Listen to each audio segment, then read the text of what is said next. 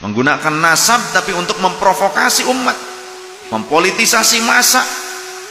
Yang penting diiming-imingi barokah dan ditakut-takuti umat ini dengan kualat.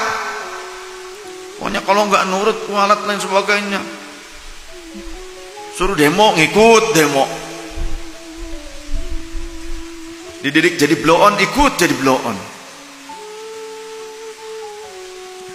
memberontak ikut memberontak, melawan kebijakan yang tidak melanggar aturan syariat ikut melawan. Ada pemerintah yang sah. Nah, ini hal-hal yang aneh. Ajaran siapa itu kalau memang ngaku keturunan Rasulullah? Coba buka kitab-kitab hadisnya. Sayyid Saif Alwi yang dikatakan sebagai zuriat Nabi menyindir Habib Rizik Syihab, teman-teman semua, di dalam ceramahnya. Mari kita lihat videonya terlebih dahulu. Menggunakan nasab tapi untuk memprovokasi umat, mempolitisasi massa. Yang penting diiming-imingi barokah dan ditakut-takuti umat ini dengan kualat. Pokoknya kalau nggak nurut kualat lain sebagainya, suruh demo ngikut demo, dididik jadi blow on ikut jadi blow on,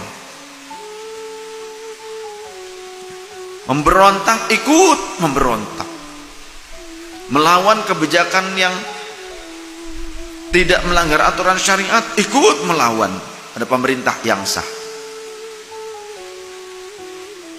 Nah, ini hal-hal yang aneh. Ajaran siapa itu kalau memang ngaku keturunan Rasulullah? Coba buka kitab-kitab hadisnya. Jangan umat ini jadi monopoli, digerakkan untuk memberontak. Jangan. Ajaran siapa? Coba kalau mau mikir jadi orang muslim tuh mikir, akal sehatnya digunakan. Jangan kayak zombie. Arti zombie hidup tapi ya otaknya nggak berfungsi, dikendalikan oleh nafsu, gitu kan?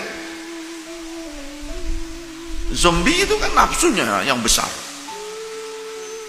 Walaupun kemampuannya kadang kecil, langkahnya juga pendek, zombie itu kan gitu. Orang mau bisa berlari kan dia masih gitu. Otaknya kan nggak jalan, bukan ulul albab. Kalau bahasa Quran, orang yang punya akal sehat itu namanya ulul albab. Wa ma yadzakkaru illa ulul albab. Tidak ada yang bisa mengambil pelajaran kecuali orang yang punya akal sehat.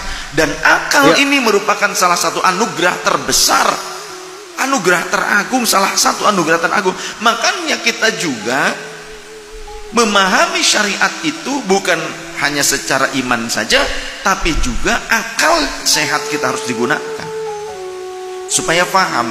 Nah, kalau sekarang kita nggak mau pakai akal sehat, menerima dalil, kita bagaimana bisa paham atau enggaknya? Memahami itu dengan apa? Coba. So, kalau ngajinya bener ngelotok pasti paham lah. Dan kalau itu pun kalau punya akal sehat. Kalau nggak punya akal sehat ya boro-boro mau ngaji ngelotok, yang ada pusing. Orang kalau ngajinya ngelotok itu pasti punya akal sehat. Dan kalau orang punya akal sehat mau ngajinya ngelotok gitu. Tapi kalau akalnya itu kurang sehat, baru dibebani dengan pemikiran sedikit saja sudah udah males ngajinya. Harus hafalan ini, harus hafalan itu. Penjabaran tentang muqaranah, tentang perbandingan, tentang kajian secara komprehensif.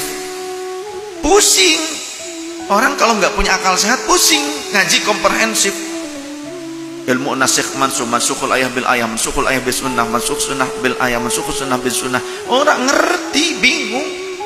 Ilmu nahwunya, sorobnya gimana, tata letak harokat yang benar bagaimana.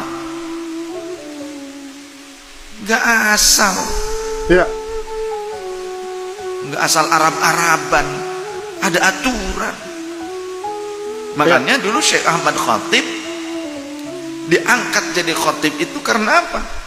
Karena membenahi bacaan imam Masjidil Haramnya asli Arab.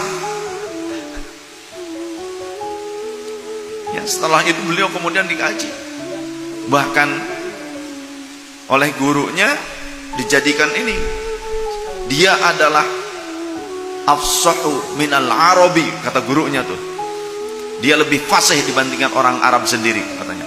Diuji, langsung diujikan, ternyata benar fasih, maka beliau jadi khatib, jadi imam besar, jadi guru ngaji di Masjidil Haram, Syekh Ahmad Khatib tuh, gitu ya. Ada Syekh Ahmad Khatib Al-Minkabawi, Minangkabau. Ada Syekh Ahmad Khatib bin Abdul Ghaffar Syambas. Jadi satu Kalimantan, satu Sumatera Barat, Minangkabau. Dua-duanya Indonesia. Syekh Nawawi Al-Bantani. Dulu orang Indonesia tuh zamannya dulu makan zaman ilmu. Zaman itu pencetak ulama kebanyakan, dan itu kebanyakan dari Indonesia. Banyak orang Indonesia maksudnya yang jadi ulama masyhur, ulama besar. Said Ahmad Zakaria, eyang saya. Di antara yang pernah berguru kepada beliau, ayah dari Kiai Haji Mustafa Bisri, ayah Gusmus, Kiai Bisri Samsuri, itu pernah ngaji waktu di Mekah ke eyang saya. Ya. Banyak tuh ya. Kemudian Mama Abdul Hakamidi yang umur 115 tahun tuh guru kita, yaitu muridnya Mbah Hashim Ash'ari, muridnya Habib Hashim bin Yahya, muridnya Syekh Mukhtar At-Tarid. Nah, Syekh Mukhtar At-Tarid orang Bogor. Syekh Mukhtar At-Tarid itu juga pengajar di Masjidil Haram, ulama besar, pengarang kitab. Itu teman seperjuangannya eyang saya, seseliting lah dengan eyang Syekh Mukhtar At-Tarid. Makanya muridnya dikirim dari sana, dari Mekah ke Indonesia, yaitu Mama Abdul Haq Hamidi. Tapi di 2 tahun terakhir masa sisa umurnya eyang saya, artinya murid-murid terakhir lah gitu, seperti itu Bagus Muhammad Bahrum, Abah Uung, litingan terakhir gitu, muridnya eyang. Terus pamannya Mama Tengku, yaitu Syekh Ahmad Khatib itu ya, Syekh Ahmad itu juga jadi ulama di sana. Banyak ulama Indonesia, ulama dari Termas, ya kan, Syekh Ihsan Jampos itu jadi ulama di sana. Syekh Abdul Hamid At-Tarmasi, Termas, itu jadi ulama di sana juga, jadi ulama besar, pengajar. Jadi jangan sepelekan ulama-ulama Indonesia. Nah, ulama Indonesia pada pulang ke Indonesia itu pada pasca kudeta. Yang saya sendiri pasca di sana terjadi kudeta dan kekuasaan diambil alih oleh Wahabi, maka ulama-ulama Ahlus Sunnah banyak yang meninggalkan Hijaz. Yang saya yang jadi pengajar salah satu mufti Syafi'iyah di Masjidil Haram, bukan cuma Syafi'iyah saja sebetulnya, beliau menguasai 4 madhab, tapi yang dipakainya Syafi'iyah. Karena dulu Syafi'iyah di Makkah Madinah tuh banyak, jadi sholat itu sampai 4 gelombang. Kalau dulu sebelum masa kudeta, sholat tuh 4 gelombang. Syafi'iyah dulu karena terbanyak, madhab terbanyak Syafi'iyah pengikutnya. Kemudian Maliki karena madhab yang ada di wilayah Hijaz, terutama di Madinah, itu madhab besarnya itu.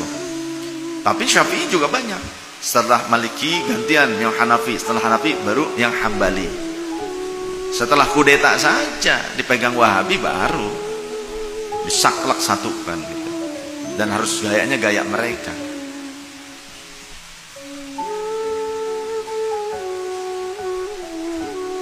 Bagaimana tanggapan kalian mengenai ceramah daripada Sayyid Syekh Alwi yang dikatakan sebagai seorang Sayyid keturunan Wali Songo, teman-teman?